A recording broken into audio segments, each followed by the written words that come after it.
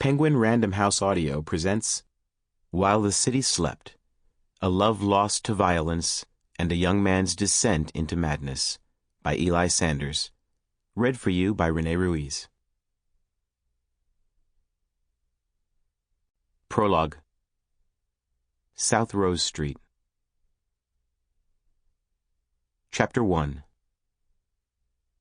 On old maps, the Duwamish River bends like discarded ribbon as it passes through a valley on the southern end of this city, winding across land that was once marshes and tribal fishing villages, and then emptying into the salt water of Elliott Bay. Melt from nearby mountains carved this path, rich with salmon that fed the Duwamish Indians in the years before their last unfettered chief, Siatz, learned his name would be hammered by white settlers into the name of a new American city, Seattle. Not long afterward, the U.S. Army Corps of Engineers showed up and spent a few years straightening and deepening the Duwamish for the purposes of large-scale commerce. Now the river looks more like a ribbon pulled taut. Heavy industry lines its sides, dingy barges fill its moorings, and its last 5 miles have been declared a federal Superfund megasite, so thick with PCBs, mercury, and arsenic that eating anything that lingers here is inadvisable. This is Seattle's only river. At what's been called its dirty mouth sits a mammoth artificial island built from dredged Duwamish silt, flat, paved over, and planted with tall orange cranes for unloading shipping containers at the international port. Upriver, toward the other end of the Superfund stretch, is a shallow bend that seems an homage to an earlier time, and tucked in the crook of this bend, across from a former Boeing plant where World War II bomber production helped begin the river's fouling, is the neighborhood of South Park.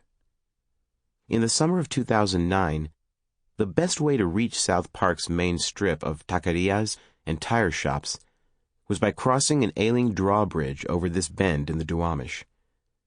The decks of the bridge swelled in summer heat so that opening and closing became impossible. Its two halves and their identical brick watchmen's houses were drifting in opposite directions. Its support pilings failed to find solid purchase beneath the toxic river bottom muck. As a consequence, the South Park Bridge ranked as one of the least safe spans in the state. Near the riverbank, where one of the bridge decks descended into the neighborhood, on the wall of a bar called the County Line, a hand-lettered sign urging downtown politicians to do something other than the stated plan, which was to close the bridge and let residents find other ways into the neighborhood. The back route, for example, along a highway that, like the Duwamish, faintly bends as it passes by. The land between the damaged river and the rushing highway is equal to about 1 square mile, a confined space steeped from its first platting in cycles of need and neglect. In the years after the Duwamish people were dispossessed, and around the time the river was being straightened, this land was farmed by Italian and Japanese immigrants who cleared the camas plants and seeded its soil with radishes, spinach, peas, and mustard greens. In search of a venue for selling their produce, these farmers helped build the Pike Place Market in downtown Seattle. In need of a bridge across the Duwamish to help get their vegetables to town, and in need of electricity and fresh drinking water, too, they petitioned to be annexed by the young city, and in 1907 got their wish. South Park became part of Seattle's southern edge, and a rotting trolley bridge linking it to the other side of the river was torn down, replaced by a new bridge built from timber trestles and a plank deck. It didn't hold up long. In 1931, another attempt at connection, the steel-beamed South Park Drawbridge.